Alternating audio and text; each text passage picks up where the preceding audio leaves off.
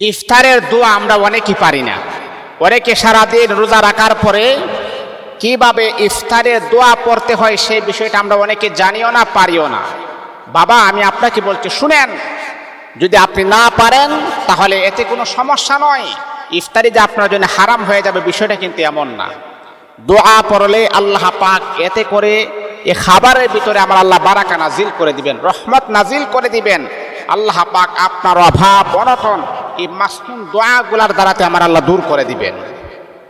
তো ইফতারি দোয়াটা যদি আপনি পড়েন, ইফতার আপনি শুরু করবেন বিসমিল্লাহির রহমানির রহিম বলে ইফতার শুরু করবেন।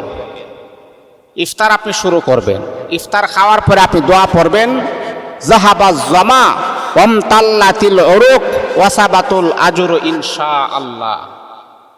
ইফতার খাওয়ার পরে কিন্তু এই দোয়াটা আপনি পড়বেন, জাহাবাজ জামা ওয়ামতাল্লাতিল উরুক ওয়াসাবাতুল আজরু ইনশাআল্লাহ। ইফতার খাওয়ার পরে এই দোয়াটা আপনি পড়বেন। চমৎকার দোয়া এটা। আল্লাহ, আবার সারাদিনে পিপাসা তুমি দূর করেছো, আমার তৃষ্ণার্ত অবস্থায় আমি ছিলাম, আমার পিপাসা তুমি দূর করেছো, আমার ক্লান্তি দূর হয়ে গেছে। আল্লাহ, তোমাকে রাজামন্দি হাসিলের জন্য আমি রোজা রেখেছি। মুসলমান বন্ধুগণ, এই জন্যে আমরা অনেক সময় আছি দোয়া পড়ি, আল্লাহুম্মা লাকা সুমতু ওয়া আলা রিজকিকা আফতারতু বিরহমাতিকা আরহামুর রাহিমিন। এই দোয়া আপনি পড়েন, কোনো সমস্যা নাই, যেহেতু তার অর্থ বড় চমৎকার, পড়তে পারেন।